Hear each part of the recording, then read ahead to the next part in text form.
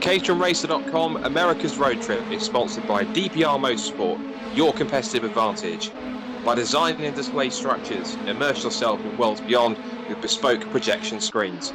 And by Just Add Lightness, high-performance LED lights and accessories for the Caterham 7. We're also supported by Darren Burke Performance Driver Coach and by FPZero Simulators.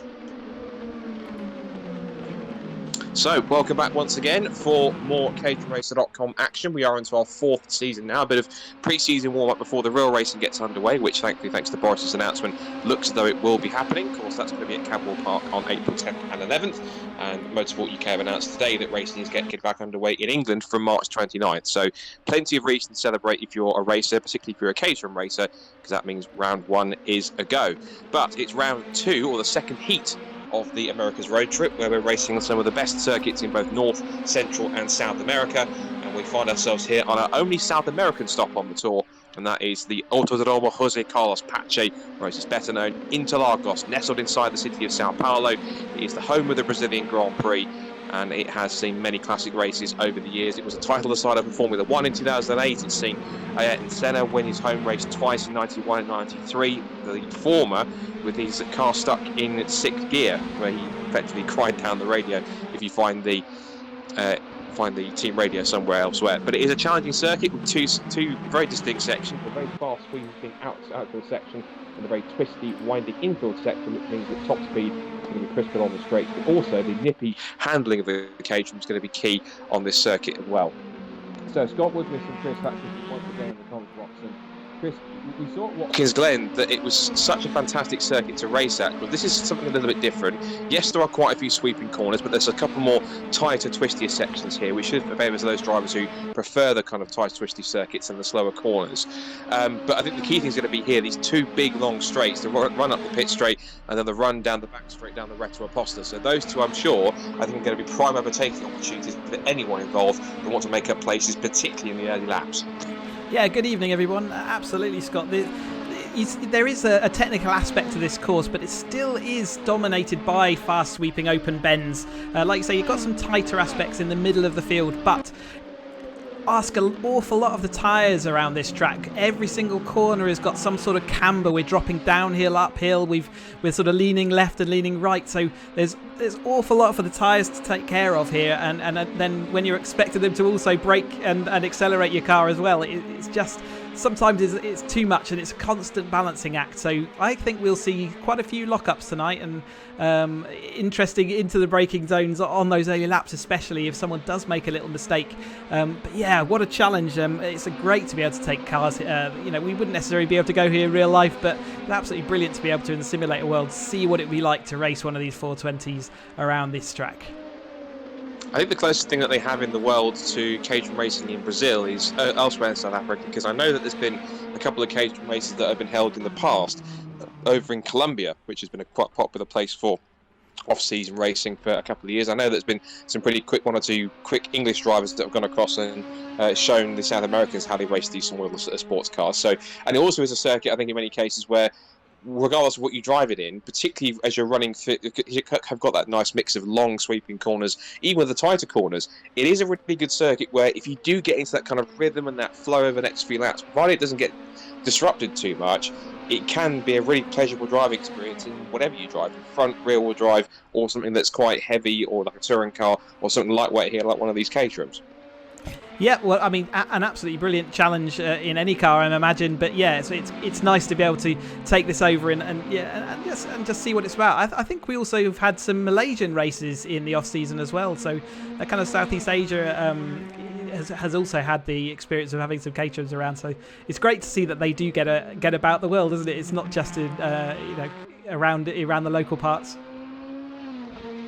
Well, before we get into what's happening in terms of who's already qualified and also how the qualifying session is going at the moment with 7 to go, you're looking at one of our newcomers here tonight, our only newcomer in the mix. Here's the calendar of events before we get on to him. So it's it will carry on with that. So Interlagos then is the second race. We've had our first race at Watkins Glen a week ago. Then we go into March course for 4 weeks straight as we get to the lead up of the first rounds in real life at Cadwell Park. We're going to Road Atlanta at Brazelton in Georgia for the third race next Tuesday. Tuesday after that to Road America in Elkhart Lake, Wisconsin. And then the last chance saloon race, what a circuit to do it, WeatherTech Raceway Laguna Seca in Monterey, California, which could be the last chance for anyone to qualify for the grand final, which is going to be at the magnificent Mont Tremblant circuit in Canada.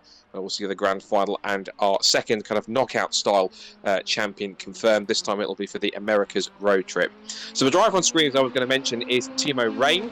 He's from Germany. This is his first evening racing with us. So welcome not only to caterhamracer.com to him, but also to the A group, because he's qualified straight away. He's got a little bit of experience in the sim, but apart from that, he's making his first appearance on a broadcast in an all-blue machine, so I'll be keen to see how he gets on. He's currently so far sitting in 15th place, so got a little bit of pace to try and find 1.1 seconds off.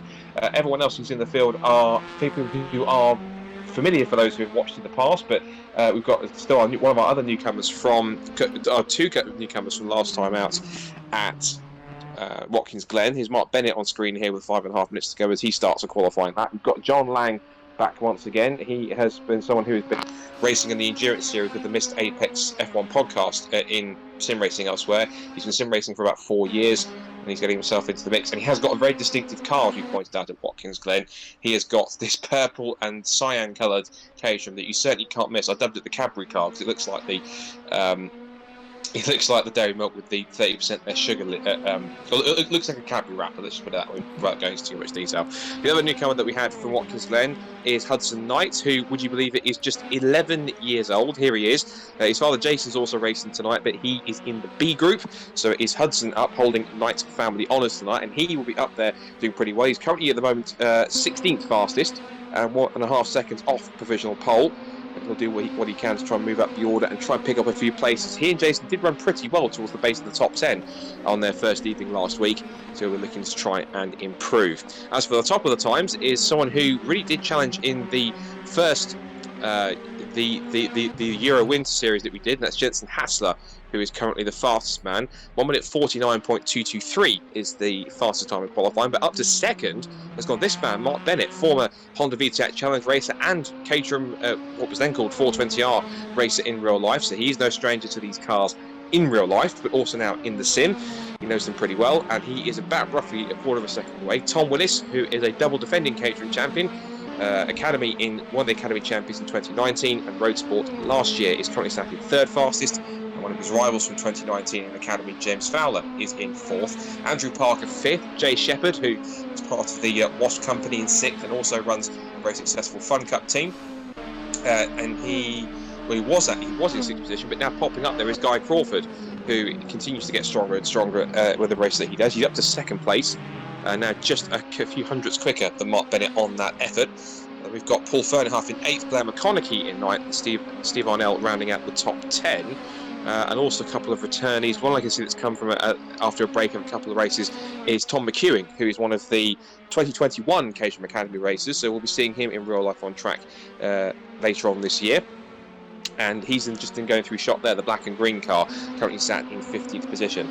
So looking at some of the drivers that we've had, whilst we're talking about the drivers that are qualified and drivers that we have, let's look at those who have already secured their spots. Just for a recap, it's the top 3 from each of the 4 heats, or the highest placed 3 drivers, if there are drivers here in the top 3 who have already qualified, that then secure a place in the grand final. And also there will be additional spots up for grabs in the last chance saloon race at Laguna Seca. But it was James Murphy, Christian Zaruta and Blair McConaughey who's got the first 3 transfer spots to the grand final. No James Murphy, no Christian Zaruta tonight, but we do have Blair McConaughey, which means that if he finishes either first, second or third, then his position, his transfer spot, he doesn't get another one. That just gets passed down to the next person behind him who hasn't got one. So it'll be second, third and fourth, for example, that will get the transfer spot. If he's second, it'll be first, third and fourth, and it'll be first, second, third if he finishes. First, second and fourth if he's in the mix. And forgive me, Christian Zaruta is also there as well. He just hadn't popped up a time on the screen either. So again, he's another one to, in terms of position, ignore. But again, Blair and Christian will certainly be in there mixing it out there. And it'll be interesting to see, won't it, Chris, in terms of how much of a catalyst, if any, these two will be, because yes, they'll only have transfer spots and therefore kind of almost ignored in the result, but at the same time, what they do on track and how they perform could have an influence on who else it does and doesn't get through, depending on how quick they are and who they find themselves battling with. Yeah, it's all the sort of do you battle the guys that you know have already got a qualifying space? They've got nothing to lose or gain, so they will take maybe an extra risk, or that's potentially what they'll end up doing. So yeah, do you give them that bit of room? Do you know it's them behind you and just let them go through without putting up too much of a fight? Certainly all these sort of thoughts go through your mind, but at the moment with Christian down in 18th, I guess he's on his fast lap now, but yeah, down in 18th, he's not going to figure quite yet. And also with McConaughey down in 12th, maybe maybe they're just not going to have to worry about them in this race anyway. Hassler there, last time out, he sort of had a slightly off day, but it looks like he's right back on form there with the provisional pole at the moment with only a minute to go. Guy Crawford in second, and Mark Bennett putting in another great performance. We saw him coming strong at the end of last year, and it's really good to see him continuing at the start of this season with that sort of strong performance. It looks like Christian's going into the pits, so maybe he is decided to ducks out of the last second to continue his lap, but he looks like he's going to be starting in last place. So this might be a bit of a last first challenge for him then, if he decides to try and work his way through and take a race win if he can. But it's Guy Crawford then, but still on his what will be, he might possibly get time to do one more lap if he can get across the line quick enough, as he turns his way into the left-hander at Zhengzhou, and then up the hill now towards the start and finish line. 20 seconds left on the clock. There's Tom queuing, and also we've got somebody else that's not too far behind either.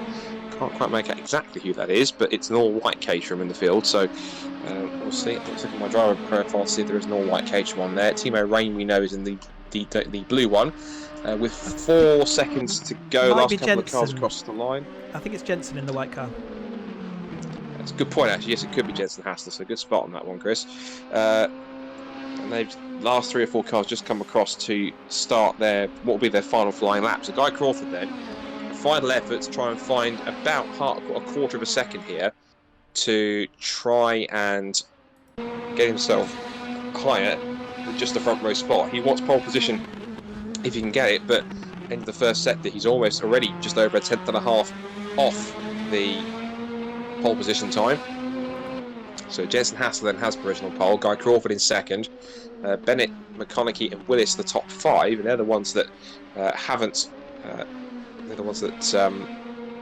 haven't stayed out for another lap. They're already pitted. So James Fowler 6th, and then it's Parker 7th, Shepherd 8th, Lang 9th. Fernandez with his last effort goes to 8th, so he moves up a couple of places within the top 10. Jay Shepherd, we said, has been shuffled down to 9th.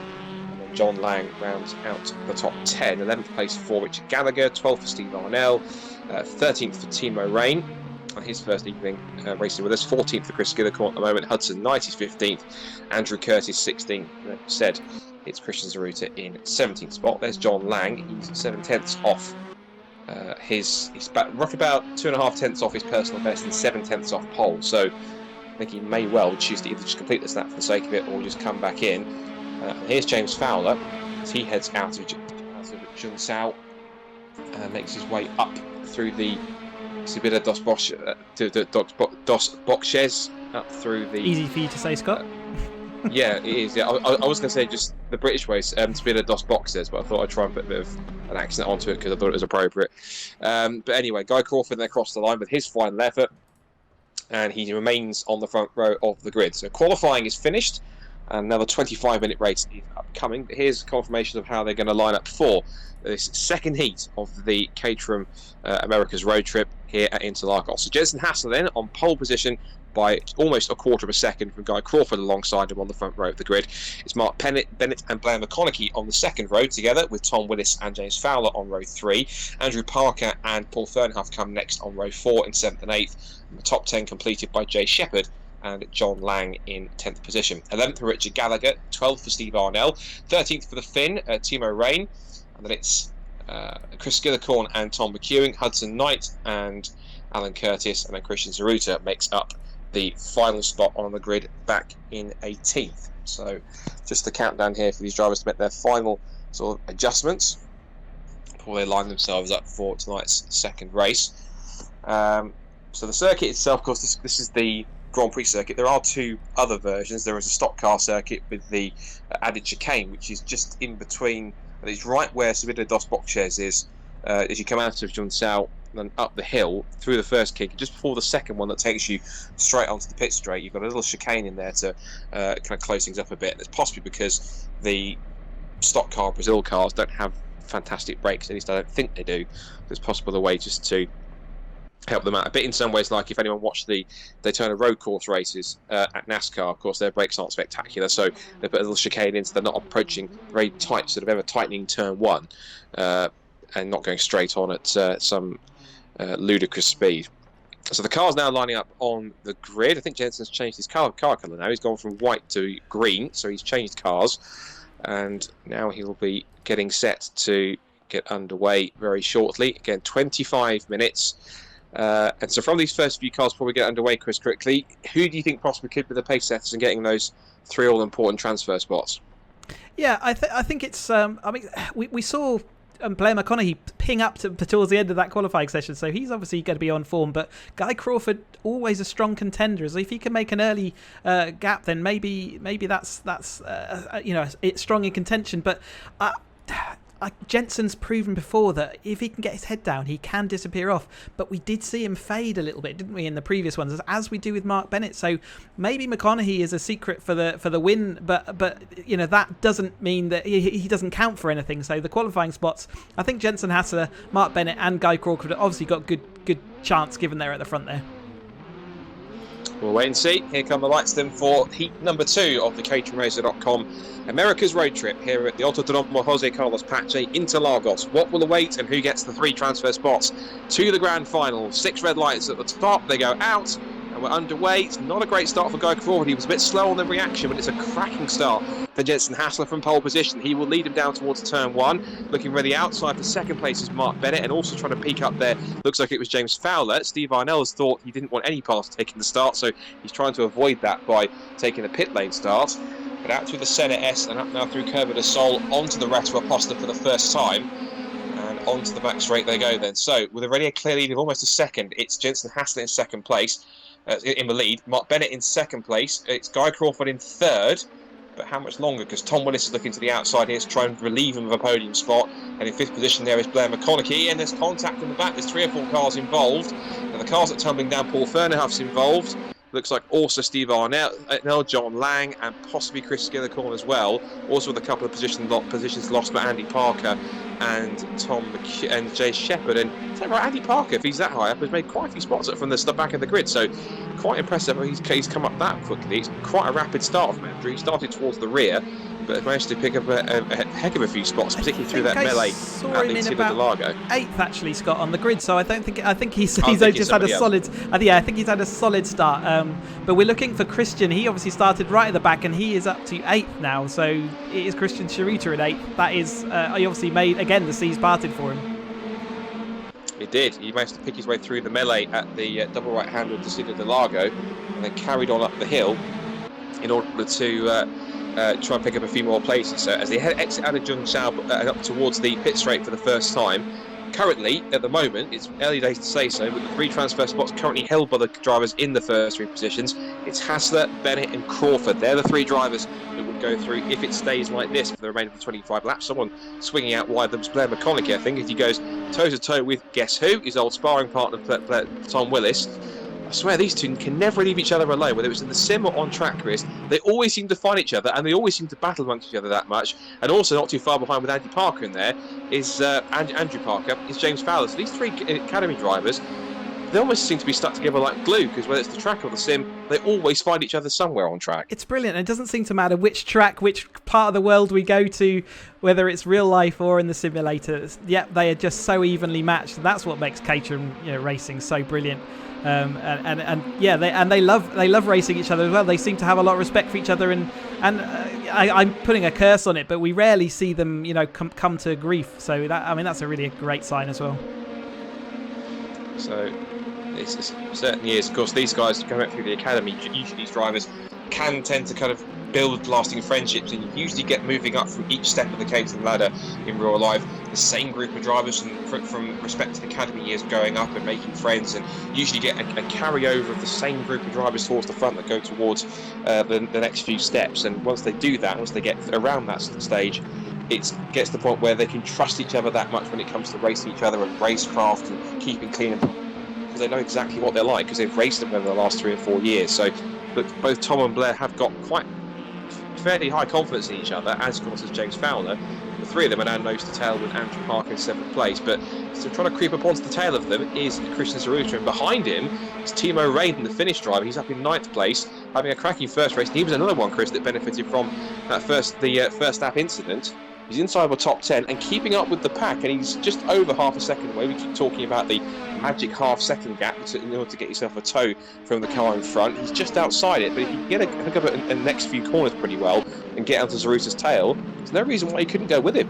No, and he put in a great performance in a casual race evening that we had. I think he was on the podium, if not in the lead, and he had a spectacular battle. So he's certainly got a pedigree there that we're really interested to see. And again, and we always say it, if you come onto our service and you get straight into the A grid, you've got a great deal of pace already, and you can see that he's kind of being patient there, waiting along. You can see the gap that we had from that incident early doors, and the pack behind are all sort of fighting out. It did seem like on that early lap that when Steve Arnell came out of the pits, the game sort of released him from the pit lane quite early, and he came out in the middle of the pack, and it was around that area where we had a squeeze and a pinch, and it looked like then people sort of pinged left, right and centre off of that.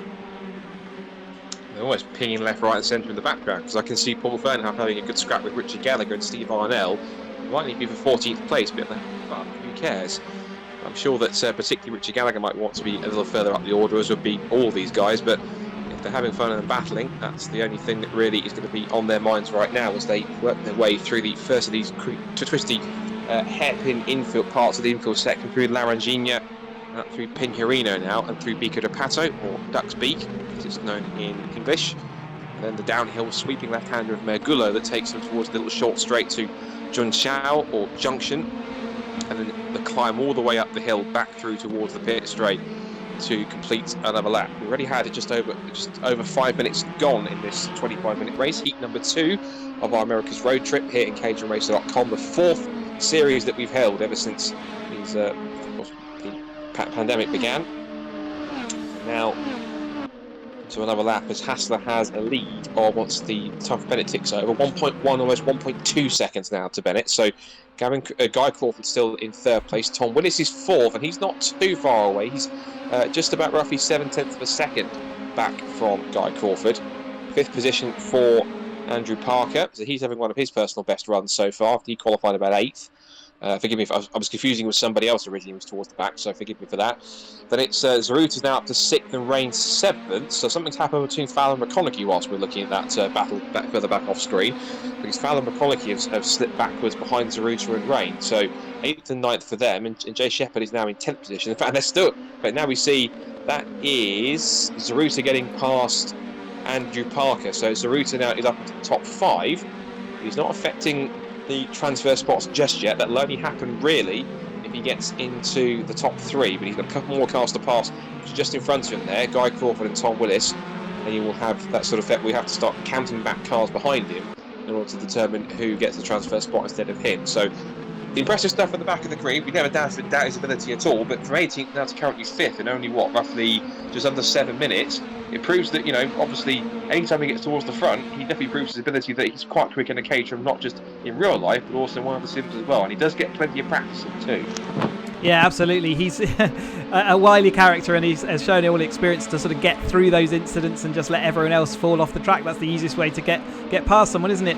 We are seeing Tom Willis here really hounding the back of Guy Crawford and getting close, especially in this part of the track. He seems to lose out a little bit in the first section, but given that this is the long straight out the back here, I think we might see Tom Willis make a move in the next couple of laps. He's certainly looking threatening at the moment. Yeah, closes back in under braking as we ride on board with the double catering champion in through the Senna S.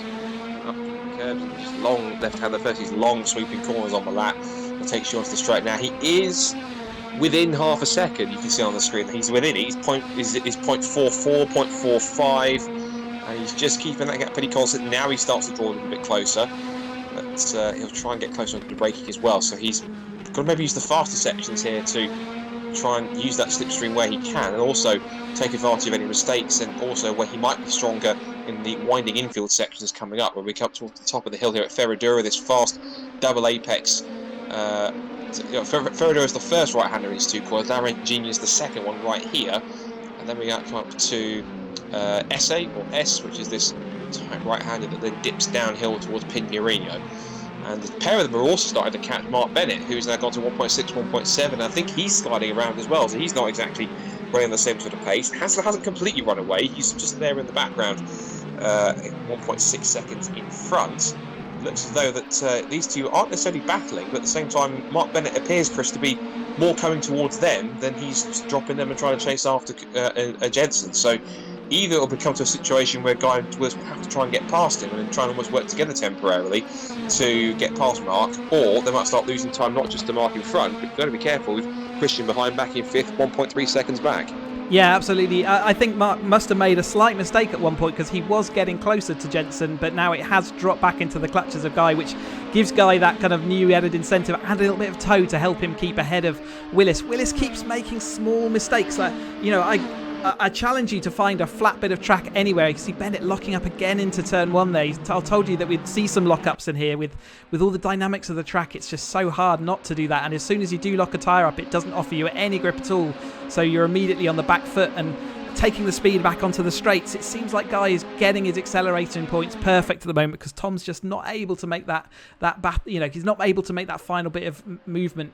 We saw him going into Jungchao on the last lap, and he actually made a little mistake, he tried to make a challenge a bit too early, really, and he probably would have done better just to sit back and wait for the long straight to get the toe in full effect. So let's see what he can come up with as they come up the hill once again. Now, I've just gone past 10 minutes in this race, so not long till we get to half distance, and Jensen Hassler's lead is almost just a fraction of the 2 seconds, but I expect that will tick over any moment now. There is Jensen. It has ticked over now as they go through these winding sections here. And of course Bennett in second place. This is looking back further back now to John Lang, who's having a scrap here with Tom McEwing. Just behind him is Chris Skillicorn, one of the 2 top front runners from last year's Academy Green Group. So using his identical livery here as he goes up the hill and watching these 2 scrap amongst each other. This is going to be for the last top 10 spot that they're battling for here, and as McEwing goes wide, Chris Skillicorn slips up the inside, picks up the position into 11th place. But John then into the top 10 for what I think is possibly one of the first times since he started race. Well, he's only his second race, but one of the first times I think in many cases. So doing well so far in 10th place, and looks as though at the moment he's really pulling away, Chris. So looks as though he has got quite decent pace to try and create a gap here and possibly start chasing after Blair if he's got the speed. Yeah, the whole of this grid are only split by just about a second per lap on their ideal conditions. So if they're on this grid, then they've got their pace, and given the right conditions, a little bit of race skill, they can make it count. And I think we have seen John do some good performances in the past, so I think we will see more of that.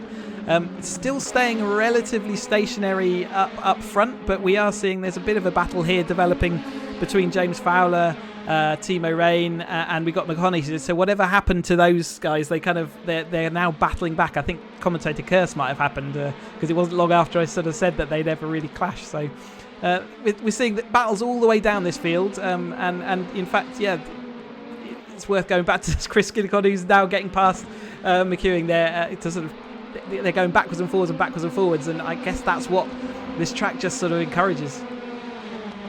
It really does. It's proper side-by-side stuff, and how many times have we seen over the years, particularly in Formula 1, where you've had lots of side-by-side duels and lots of overtaking battles, and that's not quite the battle that Chris Skillicorn was interpreting. He gets nerfed in the rear of his car by Tom McEwing, and what that's also done now is it's brought the likes of Fernerhuff and Arnell and Gallagher into play as well. He's only really held himself up, and you also have to remember as well that these cars do have 70% damage on them as well, so any contact they get can affect them, whether it's on the front end of McEwing's car or the rear of the Skillicorn. He's got to be careful that he gets hit too hard, like getting a little bit of suspension damage. Yeah, it's absolutely possible to get suspension damage, and sometimes it's a kind of innocuous knocks that actually cause more damage than you might think. So he may well have some steering damage at the front of his car, which is definitely not what you want. In real life, I think he might have lost a radiator, so at least he hasn't been excluded because of that. That's expensive, that. Yeah, and it sometimes can be those inconspicuous sort of knocks that you get that can just put the tracking out of line towards the rear and cause the car to feel a little bit different than it was expecting. So they come down through the centre S now. It's just under 12 minutes to go here, and this sort of four-car gaggle, if you like, is starting to close up a little bit now that Crawford has got onto Bennett's tail here. He's now 2/10 away and right in the slipstream. Tsuruta goes incredibly wide. See how hard he's pushing to get himself further up. But of course, if even he gets further high into the top three, remember, you've got a transfer spot last time, so it won't matter. What may matter right now is you can hold on to second place, whether it's going to be Mark Bennett or if Guy Crawford also decides to sweep around and pick up the position. Up towards the top of the hill at Ferradura, as I'll start to keep climbing uphill towards the tight and twisty infield. Some interesting mind games at play here, because obviously there's two spaces and there's three cars aiming for those final two qualifying spaces. At the moment, Jensen looks like he's got his place sort of sewn up, but these three really can't relax, so there's no gap. And Guy was obviously trying to make a move on Bennett there just to give him sort of a bit of a buffer over Tom, who's constantly hounding, and you know that Christian's going to get stuck in as soon as he makes the connection here. So at the moment, Bennett's in that comfortable position, but we have seen him make a few of those mistakes, and I think Guy is just very slightly faster in this race scenario at the moment. So this is definitely heating up, and this is for absolutely the qualifying spots, so it's definitely the place we should focus our attention right now.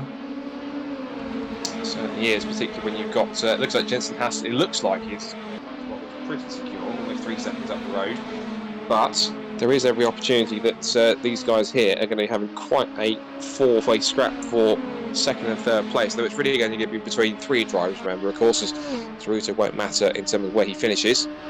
So ultimately, it's between Bennett, Crawford and Willis, and whether or not Tsuruta has any impact on any of these three drivers, we'll have to watch with bated breath in the next few laps as they turn up through the Centre S and back onto the pit straight once again. Bennett, the backstroke, Bennett again locked up into turn one. I think that's becoming a habit now, and is going to become an issue because Guy's obviously getting a run in down the straight. So I think if he does that again with Guy just a touch closer on the way into turn one, we may see that position swap. So at the moment he's going to have to defend for this next half lap to see whether he can drop Guy. But if he does lock up into turn one again, I think we are going to see that position change. And what's also you see in the background there as well, we saw that Christian Tsuruta was starting to make a nuisance of himself on the back of Tom Willis's car and possibly causing him to go defensive, which in turn is going to start losing him time. So this is going to be the crucial thing as they turn up through Pinheirino into Pico de Pato. We're on board here with Guy Crawford, just watching the rear end of Mark Bennett's car. He's only just fractionally outside the half-second margin now, but he will get closer if he can just get a nice couple of good runs through Pico de Pato, carry the speed through Magullo, and now on the run up towards Junsao to complete another lap with just under 9 minutes left remaining in this race then. So remember, Hassler continues to lead, Bennett second place, Crawford third, and Tom Willis I think has made some kind of mistake here. Looks like they've all stacked up for fourth, so Willis has now fallen right into the clutches of both Christian Tsuruta and Andrew Parker then, so Parker has also dropped back into 6th position. Christian Tsuruta's up to 5th, and Guy Crawford is now, so Tom Willis is now 4th, but now he's under threat here from Christian Tsuruta as we watch them going wheel to wheel and side by side down the pit straight, and is it going to be 3 abreast as they head down towards the braking zone for the first corner. And Willis is just about held on, and Tsuruta then leaves the door wide open, and diving up the inside goes Andrew Parker, absolutely sending it and making a move to get back into 5th position. I'll have that back if you don't mind, Christian. Now onto the Reto Aposta, and Tsuruta's not quite done just yet. He runs wide again, but he's still within that half a second, tucked under the roll cage. He's now going to pick a line. Where's he going to go? Inside or outside? Because he knows that Parker's going to try and make a move here on Willis if he can, or at least other way around. Parker's going to be possibly have a move made on him by Willis, which he has, but they both run wide, and past both of them has gone Christian Tsuruta. That was quite a nervy sequence of corners there, but Tsuruta's managed to get 2 free passes for the price of 1, and it was effectively, it all started really from whatever happened to Tom Willis. He got backed up into both Tsuruta and then also Andrew Parker. And the result of that, that's kicked off the fight down the pit straight into the first few corners.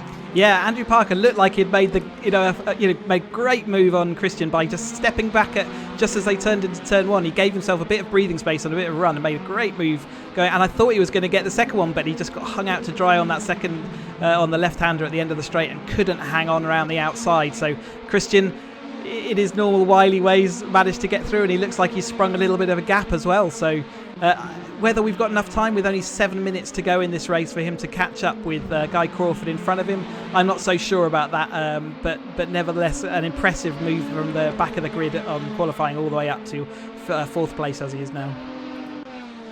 Yeah, great stuff here, and even greater stuff here possibly for Guy Crawford as he sweeps out to the inside of Mark Bennett on the run down the pit straight. They'll go side by side, but Crawford's nose should be just in front as they head towards Center S, which it is.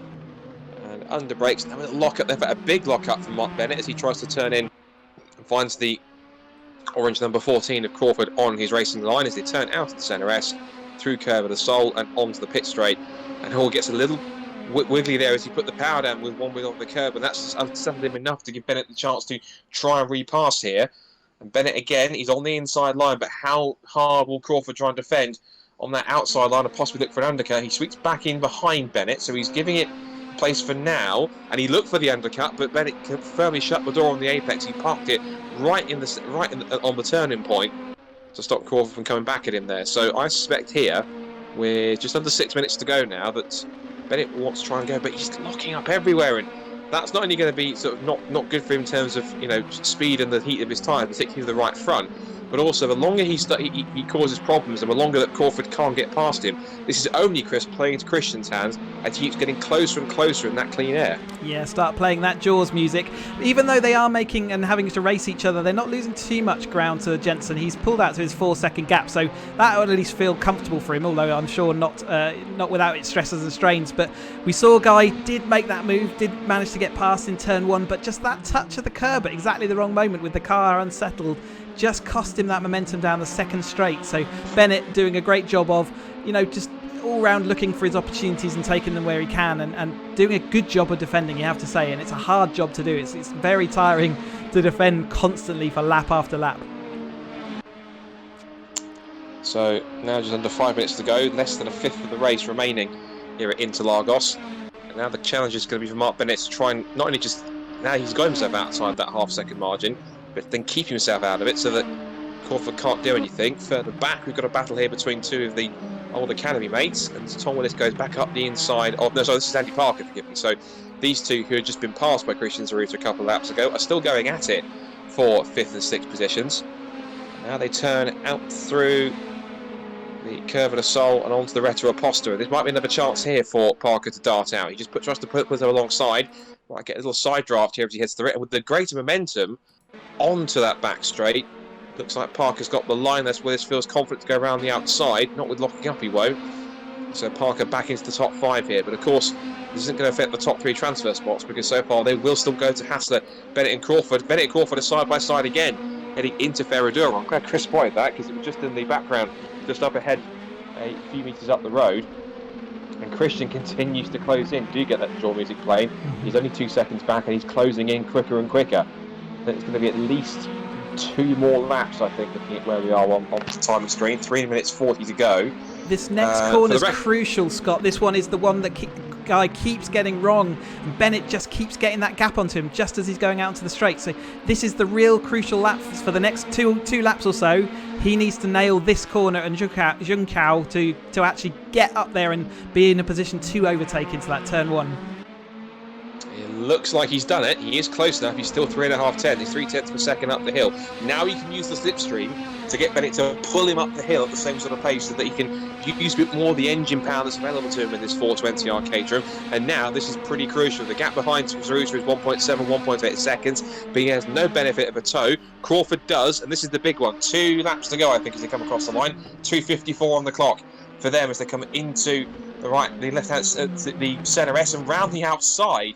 In a daring move goes Guy Crawford. He really did throw a caution to win there. Brake as late as he dared. And he's back in 2nd place. But now he's put him on the back foot once again, because we've been here before. Mark Bennett back in that slipstream, and here he comes. He moves out once more to the inside line. It's the same story as it was a lap ago. And Christian Zaruta will keep on watching on. He knows that if anything happens to these two, he is straight in with a chance to possibly nip a position.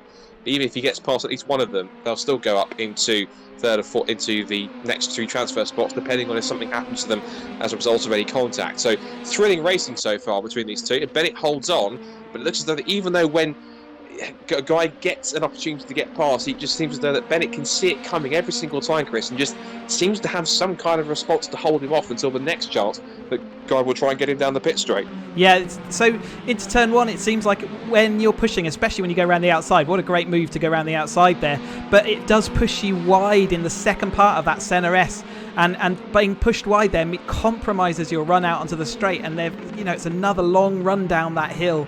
And it seems that Bennett just has that ability to, okay, you're going to overtake me into turn one, but I'm going to get you back because you're going to compromise the middle of that corner, and I'm going to absolutely nail it. You can see around this part of the track again, Bennett's just got this little bit of a gap over guy, that just enough to give him that gap that he needs. But as they go over the start finishing line, probably only a lap to go now, so it really is starting to get down to time. But equally, keep in mind they're both qualifying already at the moment. The only thing that can happen is something to go wrong and they will lose that qualifying spot. It's very true. Cross the line has gone Jensen Hassler to start the last lap of the race. And again, Corey feels he might go confident on the outside line. But again, we saw this last time.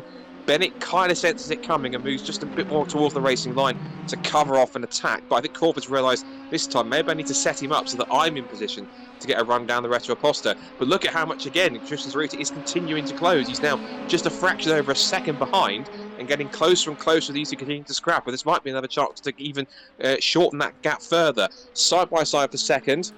And it is Bennett again on the inside line. There, Christian Zeruta watching on, and they're almost banging wheels. But this time Crawford does get in front. Does he go too deep? He does. He was so focused on trying to get himself past Bennett, he just about missed his braking zone. And now they're side by side again on the exit. And they're still side by side as Crawford puts two wheels onto the curb. Bennett is going to keep him in front if he can. These two have got to be really careful. They know that Zeruta could be a catalyst here. But again, at the same time, even if he does get past them, they'll still be third and fourth, depending the second and third going up, provided nothing happens between them.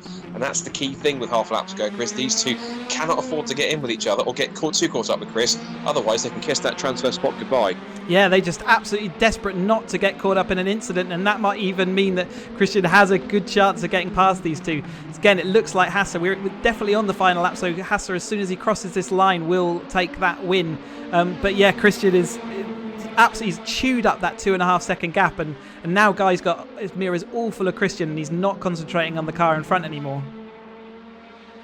Well, we'll come back to that in a second, and I'll keep an eye on the timing bit this time to see if anything changes on the run to the flag. But speaking of which, Jensen Hassler may well weep with delight because he's been absolutely dominant from start to finish. He took pole position by almost a quarter of a second, and now he's been a fantastic run in this race, and he picks up the first transfer spot for Interlagos by winning here in the Caterham America's Road Tour. Cross the line for second, third and fourth, and Bennett does hold on to second, and Zeruta beats Crawford to third place, but it won't matter because Guy Crawford does indeed also secure himself an automatic transfer spot into the grand final. So Hassler, Bennett and Zeruta are the three cars, and Crawford are the three cars that will go up. Tom Willis is the best of the rest in fifth, and it's Andrew Parker 6th. James Fowler was 7th, and McConaughey 8th. The personal best already for John Lang in 9th, and Paul Fernandez, despite getting caught up as one of the drivers in the incidents towards the start of the race, up in 10th position. Chris Skillicorn 11th, and it's rest of the field coming through, and looks like Timo Rain will also come through in 13th place after a solid first race with us tonight.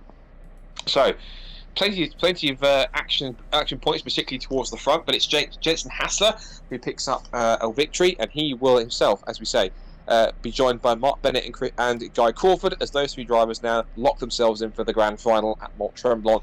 They don't have to worry, if they don't want to, about racing in the next few races to do that. They can use it as a bit of practice before the final in a few weeks' time. Christian Zeruta, for the record, finished third, so he gets himself a podium, second podium in a row in this America's Road Tour. Guy Crawford fourth, Tom Willis fifth, Andrew Parker sixth, and James Fowler, Blair McConaughey, John Lang with an impressive 9th place, and Chris Skillicorn rounding out the top 10.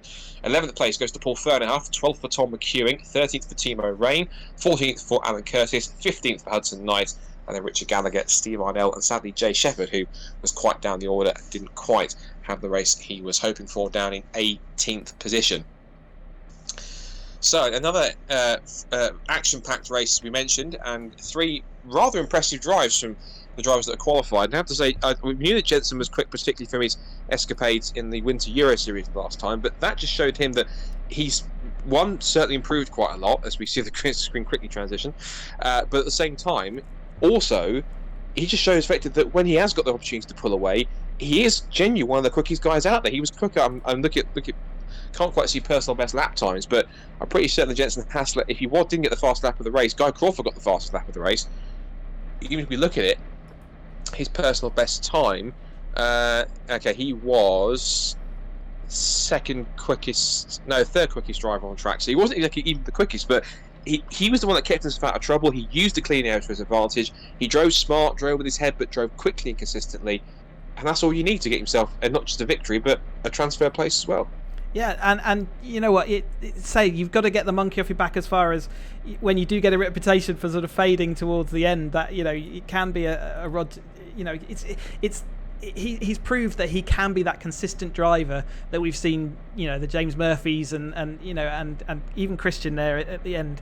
So he's proven that he's got his qualification spot off the back of it. And behind him we had a good race. So everyone wins on that front. I think. It's worth calling out Christian. I hate it, pains me to do it, but it was a great performance to come from the back of the grid. He obviously a lot of that work done early doors, but he certainly didn't give up all the way to the end, did he? He was right in that battle. It pains you to do it, even though he's your teammate. But nonetheless, Yeah. It means effectively when you say to him in third place, he was like, "Yes, I did." Of course, he's possibly gloating. So we might find out in a second when we get a chat to him. But as always, I think it's time to don your Martin Brundle hat in many cases and go and trundle off the virtual pit lane and hopefully see if we can have a chat with maybe our top three overall, and possibly if we can squeeze them into all of our three drivers that have got transfer spots. So as usual, Chris, off you go, and let's see who we can pick up from what was another great race with caterhamracer.com. Well, let's start and try and get our leader, our winner, Jensen. Have you got us in the commentary box? Hello. Hey, Jensen, what a performance! You pulled a James Murphy, I think we can say. I just got a perfect start, and they did get in the toe, and everything just went right. Do you know what I mean? You ever have a race like that, head down, just got it right. And you didn't sort of towards the end of the race. I'm guessing I guess tiredness comes towards it, but you had a nice, comfortable 6-second gap, so enough space to sort of make a mistake and it not worry really. I wasn't worried about. I was concentrating on driving. I didn't even worry about any of that. And we saw you got a cracking lap time as well, especially given that you were in clean air the whole time. So yeah, great performance and qualification spot bagged. And I guess looking forward now to the rest of the season. Yeah, James wasn't there, so he was watching and egging everyone on. So he's definitely he'll be back later in the season to sort of put you back through your paces. Always, thanks for putting it on. No worries. We'll speak to you soon. Cheers, Jensen. And let's see whether we've got. We haven't got our second place driver. Let's bring in Christian there, and I think we'll also bring in Guy at the same time. So, Christian, as I said on the commentary just then, it pains me, but that was actually pretty impressive performance to come from the back of the grid to clinch your podium on that final lap. I was giggling to myself across the line, and I felt very bad for Guy. So Guy's in the commentary box as well. So Guy, what are you doing? How could you let that happen? I'm not sure. Guy, have you got us in the commentary box? Yeah, have I got you? Yeah, I got you now. Cheers, Guy. Yeah. I was playing the strategic game, you see. I mean, Christian's irrelevant to me. So, not obviously in real life. I mean, but for the purposes of this race, he was irrelevant. So I know I was just trying to get that third quali spot. So I wasn't too worried about what Christian was up to. I was just hoping he wasn't going to pump me. Certainly, you had an awful lot of action with Mark Bennett, and it's yeah. I guess the only thing you could do is lose out there, but as in you could take yourselves out and therefore lose that qualifying spot. So I had a bit of pressure from behind. I couldn't see exactly who it was, and I was just trying to tell Mark, I'll drop in behind you. I don't, and I lifted off about 5 times, and even so, it's so hard, as I was saying earlier on, to lift off as much as you need to stay behind someone, and then they don't realise what you're doing, and yeah, so we just tripped over each other basically. But anyway, it was all good. Yeah, you got your qualification spot, so you'll be joining Christian et al. In the later in the grand final. Yeah. So that's good to get that in. Gloves are off for that one, Christian. Yeah. Not it'll do me any good, but anyway. Yeah. Excellent. Yeah, congratulations, Guy, and Cheers. cheers, Christian. Yeah, bye. Yeah, great stuff. I think there. So today, Mark Bennett getting that other qualification spot, but he's not available for us to chat to at the moment. Yes, indeed, and it looks like we've already got a bit of a rivalry already that is brewing here for the grand final between Guy Crawford and Christian Zaruta. But whether they can keep pace with each other or one can keep pace with the other, we'll have to wait and see. But either way, quite conveniently, Chris has just switched on to what his car, I guess, currently looks like, if I'm correct. Yeah, what I wanted to highlight is that we have got a new car model this evening. So we've been busy behind the scenes again, trying to get everything sort of ever closer to where we need to be. And this is a new 420R. So for the geeks among us, we'll see that it's got the new nose cone, but also we got a new model type. So we're getting closer, and hopefully later in the year we'll be strapping on our slicks in the virtual world as well, and giving ourselves the new Caterham UK race. But at the moment, it's just worth highlighting the efforts of the team in the background to always improve and always sort of move forward with the simulator. And yeah, thanks to Ben O'Bro for all the work he's done in remodeling to the 420R and doing a great job. There's some amazing detail. If you ever get a chance to download these cars and have a good look around, then I encourage you to do so. So apart from the nose, just for those who were watching and wondering what the difference is, apart from the nose, what other differences right now? And I appreciate there might be some which haven't been factored in, like performance stuff and things like that. But in terms of differences compared to the current 420Rs that the drivers are racing now, apart from aesthetically, what other differences do we have on this car at the moment or so far?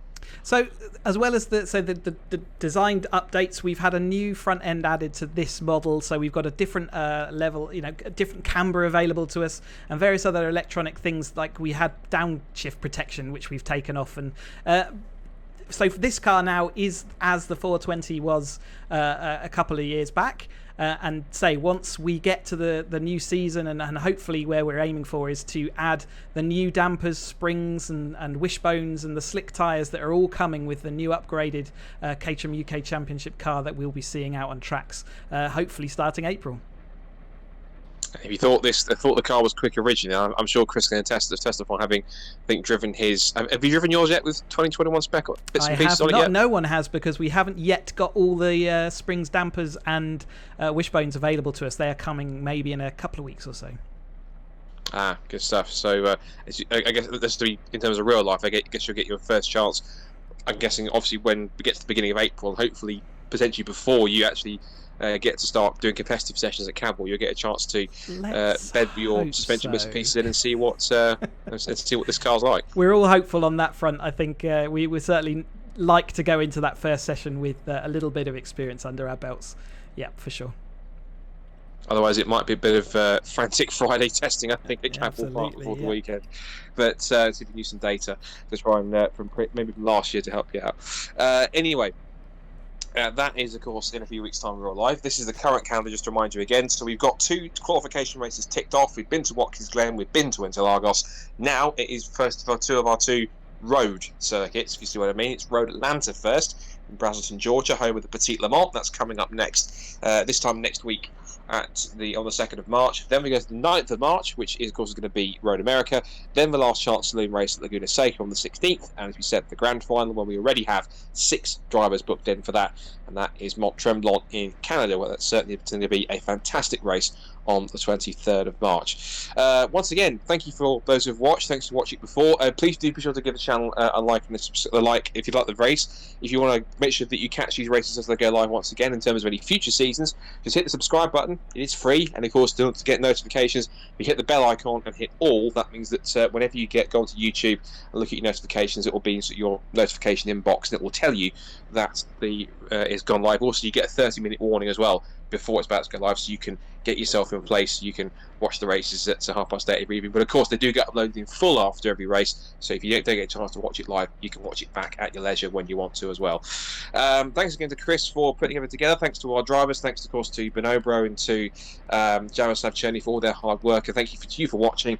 And also, once again, our final thank you to all of our partners and sponsors, because, of course, to sign off, once again, the caterhamracer.com America's Road Trip is sponsored by DPR Motorsport, your competitive advantage, by Design and Display Structures, immerse yourself in worlds beyond with bespoke projection screens, and by Just Add Lightness, high-performance LED lights and accessories for the Caterham 7.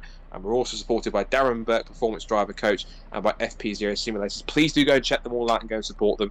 They're all brilliant for supporting us here at caterhamracer.com, because it does make a difference in terms of being able to put these races together and to put on the best sim Caterham racing that we can in these series as well. But again, for myself, Scott, Woodwiss, Chris Hutchinson, and all of us here, thanks for watching, and we'll see you in the virtual Georgia in a week's time.